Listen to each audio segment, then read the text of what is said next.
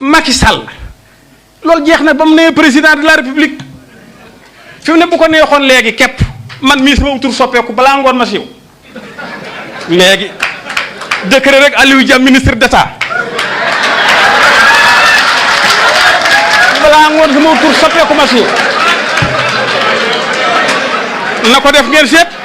ko mu dal seen kaw dañ koy jëfe kon mënoon ñoo tey kon président ñu ngi lay bàyyi ak sa xel bàyyi la ak sa bëgg réew mi bëgg bàyyi la aussi sa diggante ak yàlla parce que loo bàyyi xel la nga seet li gën ci réew mi ñu def ko man nag xam ngeen sama dat kañ la laaj leen ma ko suba mënta nekk waaye man suba laa bëggoon mënta nekk ah ku nekk am nga droit joxe dat man sama dat suba la suba mais mënta nekk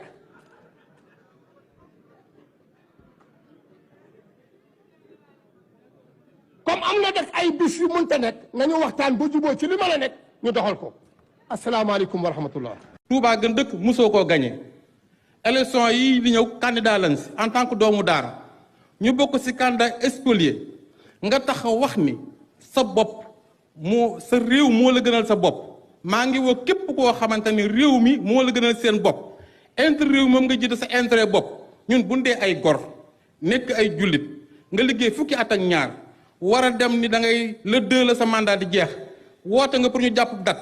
jàpp élection ñu bokk si candidat spolié dañoo war a ñëw wuy si la gunge la sargal la ñu tëgg élection yi si jàmm loolu laa gëm képp koo xam ne ñëwuloo fi nag sa intérêt bopp moo tax ñëwuloo fi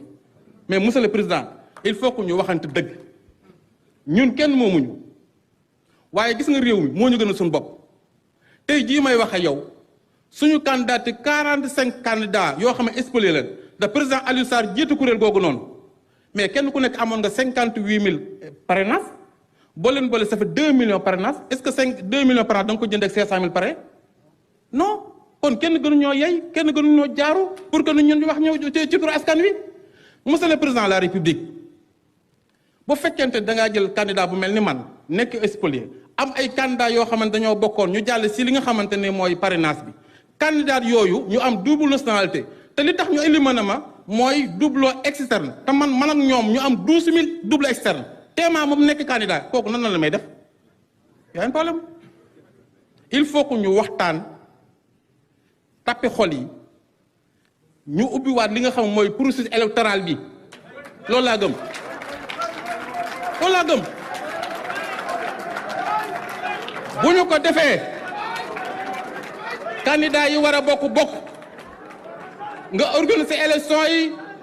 ñu dem si jàmm ku gañe xam ne gañe nga mais président boo bàyyee réew mi ci yenn loxo yi lu ñu dal yaa ñu ko teg si war a mat jërë ngeen jox salaamaaleykum. extrémisme ci laa juddu ci laa màgg ci laay dee bu ñuy jaaree nii ma jaar nii man su fekkee da ngeen ma laaj dat passation de service bi xam nga fu mu baax mars 2027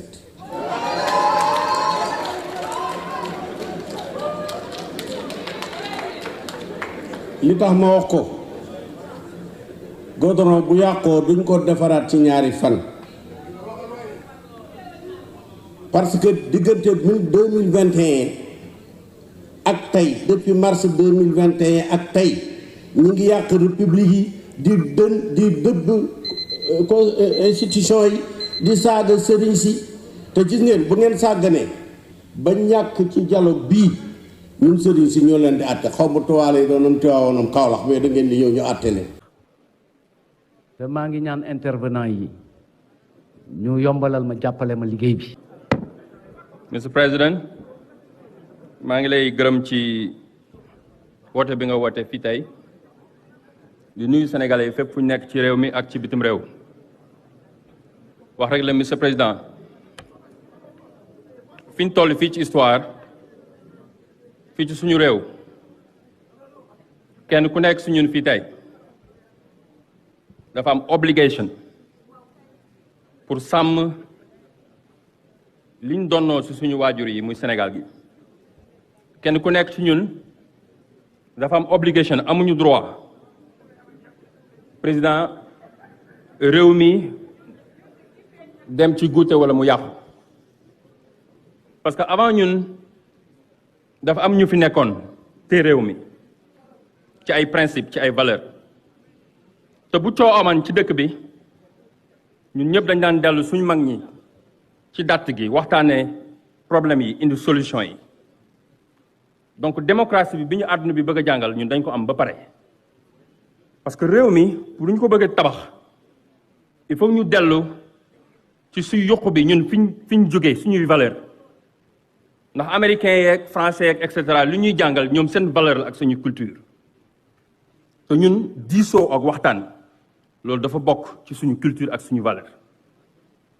loolu dama koy wax pour wax ne candidat yi nga xam ne on nañ leen ñëwuñu parce que man bëri na lu bëri ci sa gouvernement président yoo xam ne d'accord uma ci wax naa ko publiquement wax naa la ko en privé lu ci bëri d'accord uma ci 12 ans yi nekk mais taxul ne bi nga jëlee auteur ne ñun ñëpp dañu war a toog waxtaan dañuy bàyyi lu ñëpp suñuy liñ bëgg personnellement à côté ñoo pour grandeur réew mi pour lu ñu mën a sàmmee réew mi loolu moom ma fi indi tey monsieur le président pour wax ne dañu war a garantir sécurité réew mi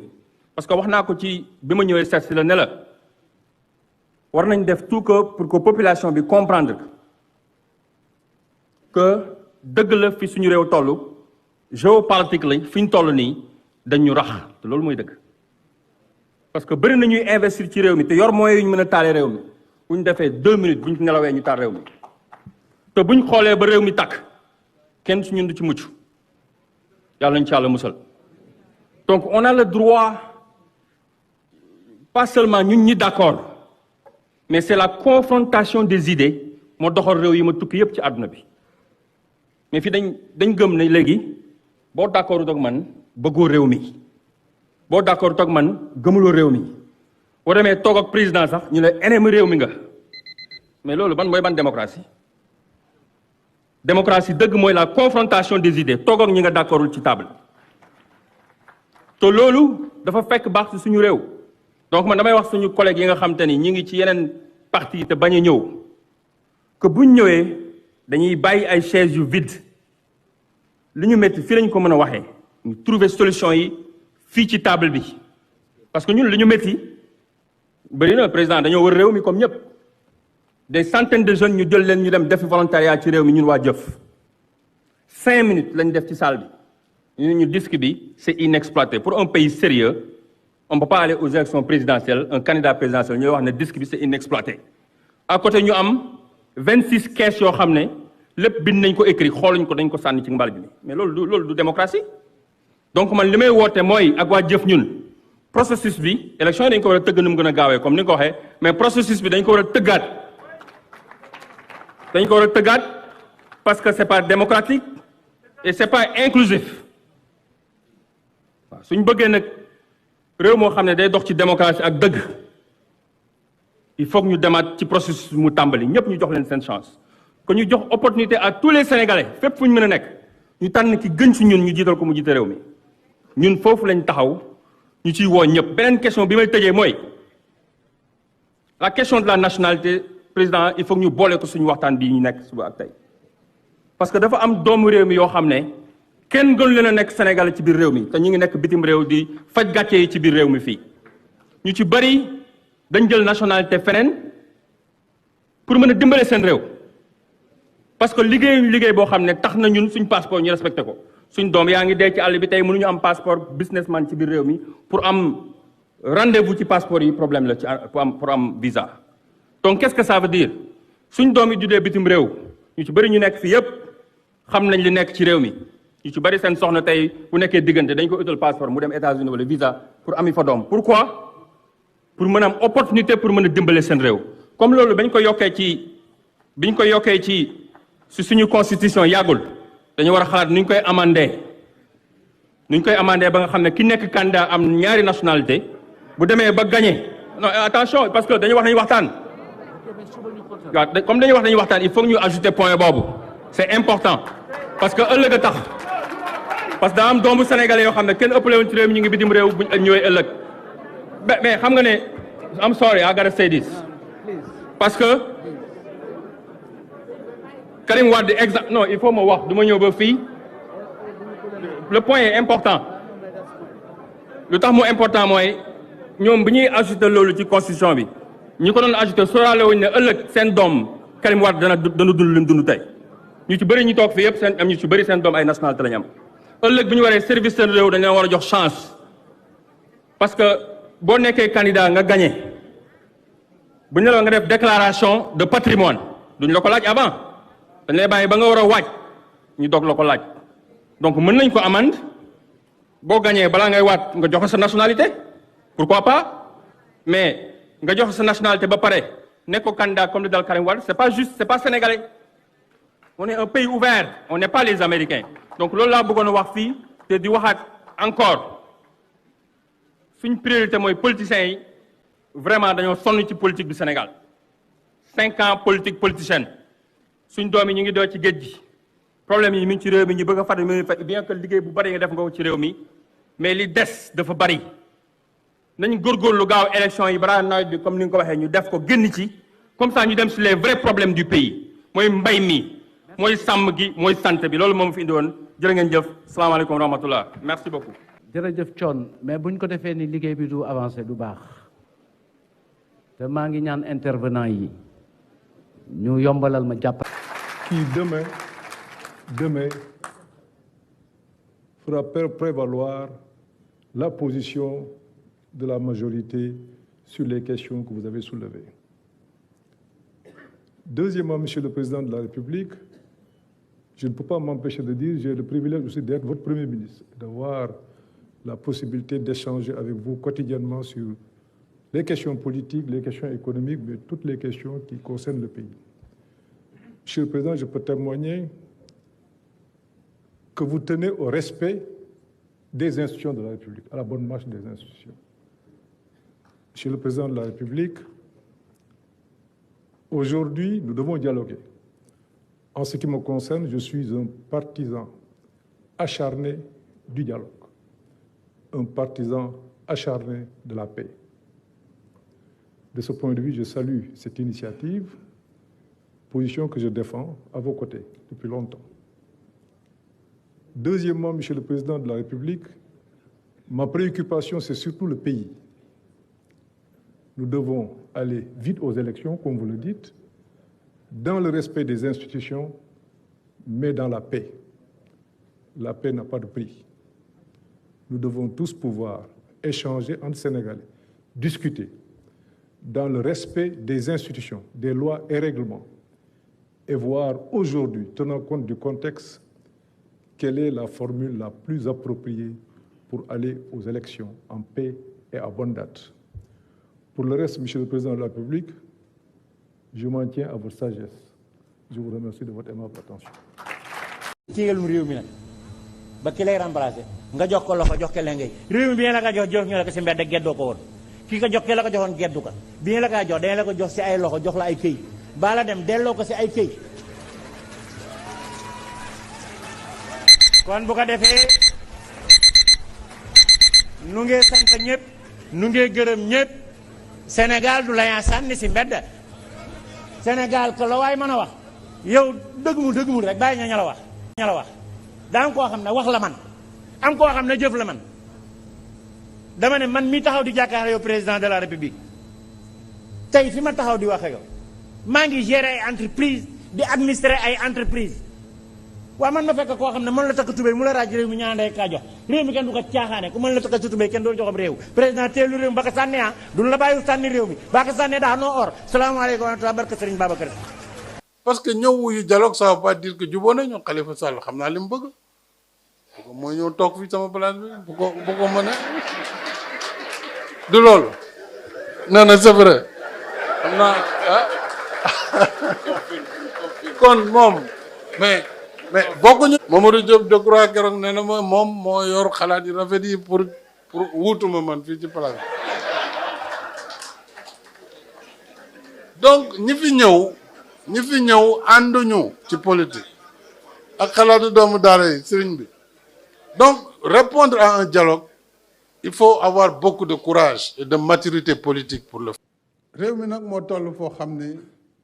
képp ku waxul jàmm wala doxoo ci liy tax Sénégal jéggi situation bi ñu nekk yaa ngi liggéey ci luy suuxal Sénégal te ku ne war na xam li waral coow li Sénégal élection bu ñu dàq kenn newul élection du am doomu Sénégal a ngi waxtaan seen biir loolu dafa warul jar ñu ñuy ŋawte ci àdduna bi lu ne jàppal bàyyil Sénégal jàppal bàyyil mel nu àdduna buy tukki président de la République nee na duma candidat wutatuma mandat le 2 avril ma jeexal sama liggéey damay dem sama yoon waaw loolu war na tax coow am ci réew mi loolu war na tax coow am ci réew mi date bi président moo koy déterminer parce que décret mooy fixer date des élections yomboon na ma lool ma toog ne date bi nangam la te su boobaa ku mu neex ku mu naqari foofa ngay dem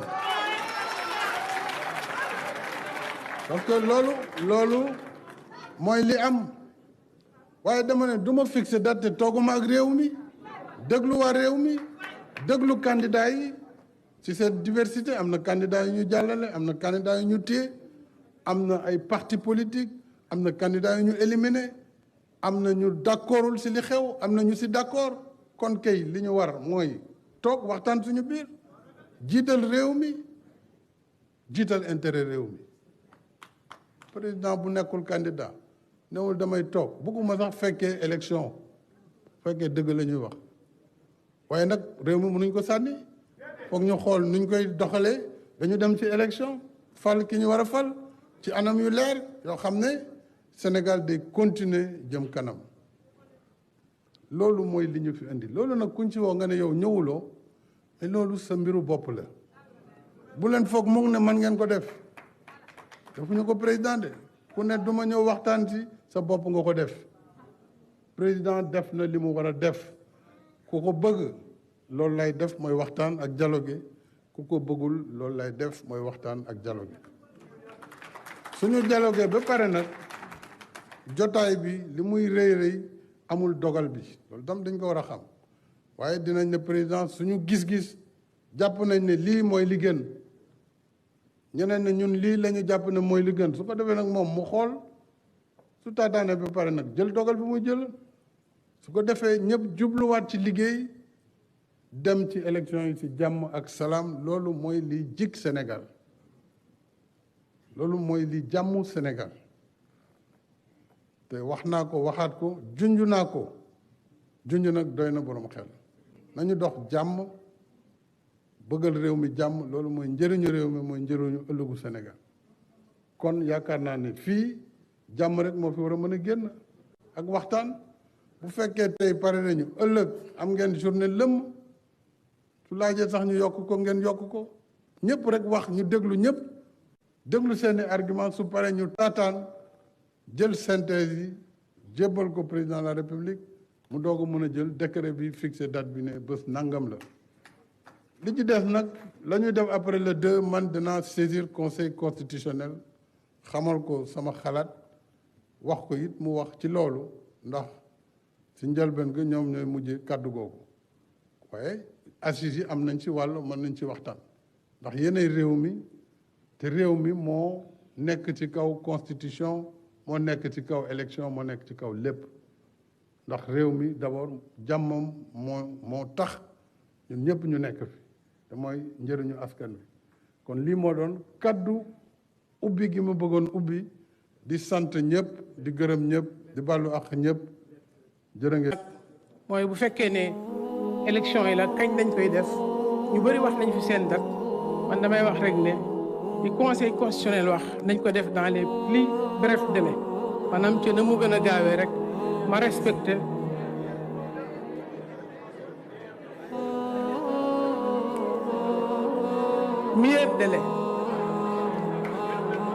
meilleur délai kon ñu def ko dans les meilleurs délai au lieu plus bref délai ñu def meilleur délai d'accord meilleur délai politiciens yi nee nañu politiciens yi ñi taxaw sama kanam nee nañu ma wax meilleur délai bu ma wax plus bref délai bàyyi leen ma wax li ma waxoon rek bu ko defee président loolu nag comme ni nga ko waxee yow ci sa bopp yaa yor décision bi ñu ngi lay ñaan incha allahu taala ni ko sénégalais yëpp di xaaree décision boobu ci niñ la xamee ak sa sagesse ne da nga ko jël te na mu gën a baaxee te na mu gën a rafetee bu boobaa aussi conseil constitutionnel candidat yi nga xam ne ñoom la bind ne ñoom seen dossier valable na jàll la man ci sama xalaat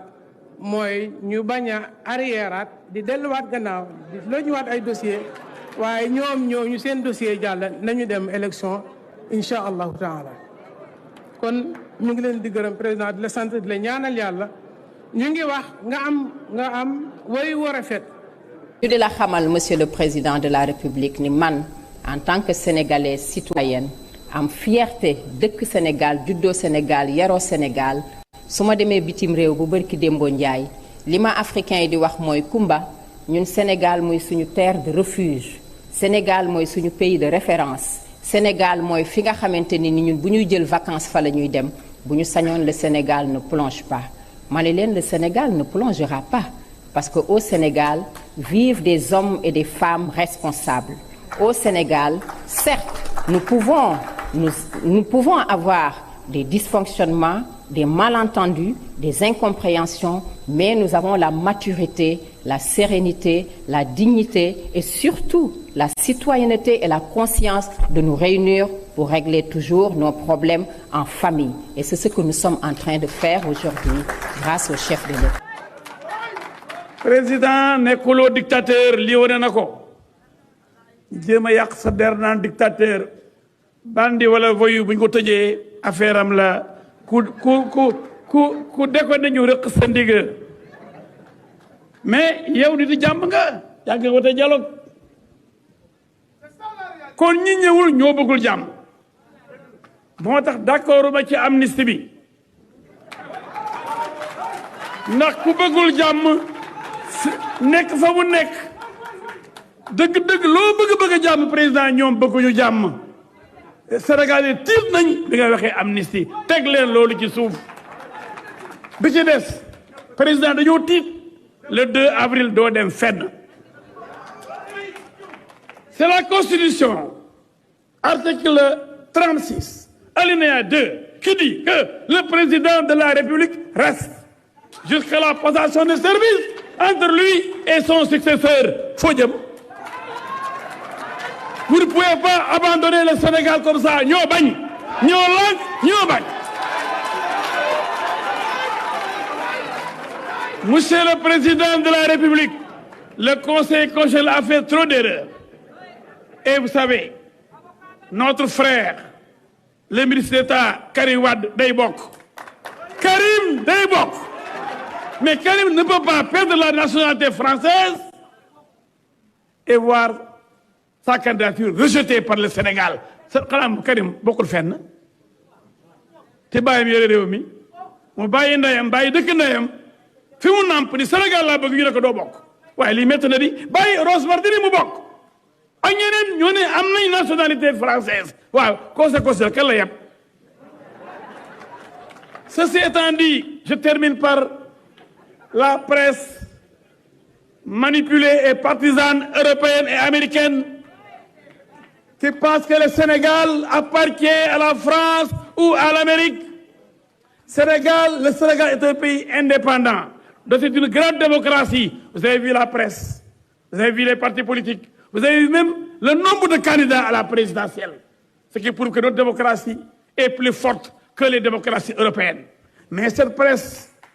manipulée qui tire sur le Sénégal, ce Mélenchon qui tire sur Macky Sall et le Sénégal, ces mercenaires qui veulent prendre notre pays en otage parce qu'il y a le pétrole, il y a le gaz, nous leur disons non, halte! Ce Sénégal nous appartient et nous allons le protéger avec Macky Sall et son successeur. Sénégal day dem jërëjëf yàlla jàmm yàgg. de l'Église. La première position,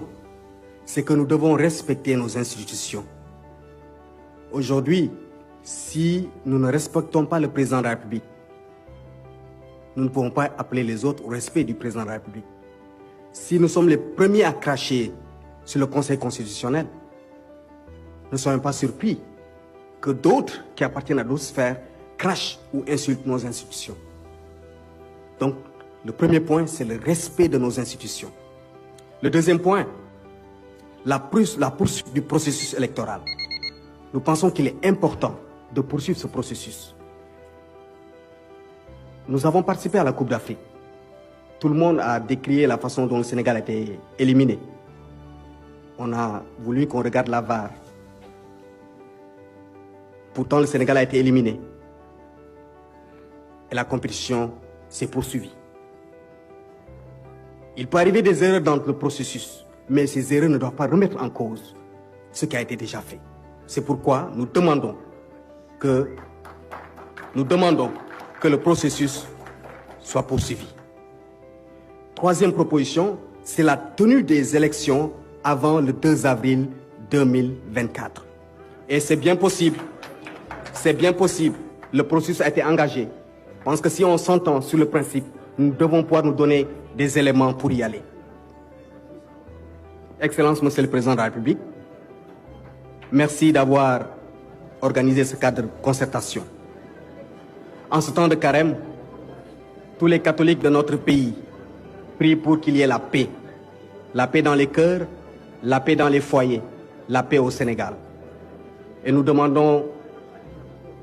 l'union sacrée autour de notre nation.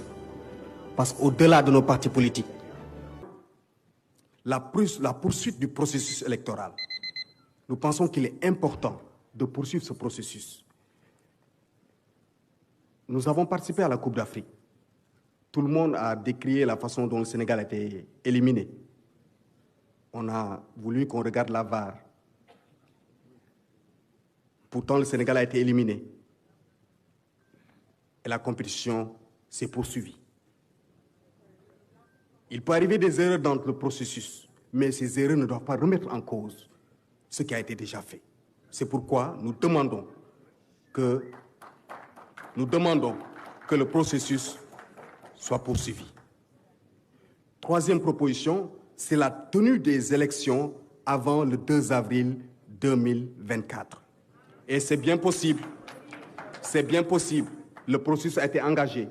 Je pense que si on s'entend sur le principe, nous devons pouvoir nous donner des éléments pour y aller. Excellence, Monsieur le Président de la République,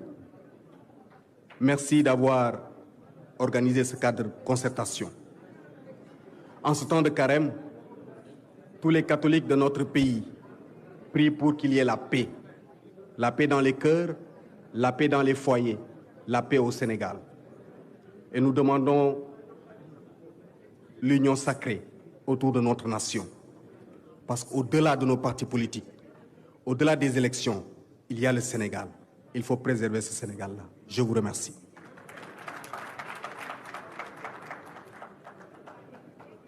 maa ngi am mbégte bu baax pour ñëw ci daje bi fekke ko. Je suis membre du F24. Je suis membre de Yewwi Askan Wi. Et pourtant, je suis à ce dialogue-là en tant que Taxawu Sénégal. Dama ñëw bokk ci dialogue bi parce qu'il s'agit du Sénégal. Dama bokk ci dialogue bi parce que je fais partie dans cette salle de ceux qui pendant longtemps et toujours ont compris que lu nekk dañ koy waxtaane dañ koy doxal pour juboo ci parce que réew mi rek moo am solo. Monsieur le Président, Mesdames et Messieurs, je suis membre de l'opposition que vous dites radicale. Aujourd'hui, cette frange de l'opposition n'est pas ici. Lu tax nekk fi war nañu interpeller ku nekk ci ñun. Je vais essayer de tenir les 3 minutes. Les 5 minutes alors. Lu tax ñëwuñu mooy moom moo am solo loolu la ñu war a waxtaane parce que dialogue yi am yépp ñëwoon nañu. pourquoi la défiance bi ñu manifester pourquoi le doute bi ñu manifester ba tax tey ñëwuñu man rek ma ñëw ci Yewwi Askan Wi fekkee et j'assume ça. Pourquoi, Monsieur le Président, loolu la ñu war réfléchir parce que du guleet ñu dialogue du guleet ñu toog di wax daan na ñëwuñu ñu bari li ñu lay wax mooy dara beesu fi y a aucun sujet nouveau bu fi bees ñu ngi ci dialogue bi depuis toujours ñeent ak juróomi problème yi nga xam ni moom moo ñu amal solo dañ ko waxtaane waat ko te amul solution moo tax ñu bari ci ñoom ni ma ñun duñu dem man leen déet waxtaan nag moom du am tàyyi du am sonn da ngay waxtaan rek di ngeen juboo ñun loolu la ñu gëm moo tax ñu ñëw fii. Monsieur le Président, la question du troisième mandat du lu bees il faut que ñu waxtaane ko mënul ñàkk que ñëpp bokk ci élection bi mënul ñàkk ñëpp bokk lu war la que parrainage bi nga xam ni problème la fii day indi dissension il faut que ñu waxtaane ko mënul ñàkk li mënul ñàkk aussi mooy les modifications des articles 57 29 30 et autres mënuñu ko bañ waxtaane parce que problème la li mënul ñàkk mooy ñi nekk ci kaso yi presque 500 personnes ay politique ak ay journalistes mënul ñàkk parce que nag xam nga réew mi su fekkee dañ ko bëgg a doxal il faut que ñu bañ ragal di waxante dëgg suñ nangoo waxante dëgg rek danañ avancer fii li am solo mooy en tout cas ñun suñu tawaay dañu ñëw pour liggéey pour waxtaan pour juboo pour réew mi jëm kanam parce qu'il faut que nous rassurions ce pays il faut que nous réconfortions les populations il faut que chacun comprenne que réew mi kenn moomu ko dañ koy waxtaanee pour mu jëm kanam maa ngi leen gërëm leen sant. Merci beaucoup monsieur Khalifa Ababacar Sall wax donc ci turu taxawu. gëmmal dóor. Monsieur le Président, quand on aura fini ce dialogue dam lay ñaan rek nga gëmmu dóor en tenant compte de ce que tout le monde a déjà dit. Jean Jaurès disait qu'il faut partir du réel. Partir du réel, aller vers son idéal. Le réel est représenté aujourd'hui dans cette salle. Et Chomsky disait, Gramsci, le grand philosophe italien Gramsci disait que l'ancien monde se meurt, le nouveau monde tarde à apparaître. Et dans ce clair-obscur apparaissent les monstres. Et je suis persuadé que avec ce dialogue-là, nous allons aider le nouveau monde à apparaître. Et nous éviter les monstres. Nous éviter également la tyrannie de la médiocrité qui semble régner dans ce pays actuellement. Et je crois que c'est heureux que le président de la République ait pris l'initiative d'appeler tout le monde. Nous sommes présents à tout.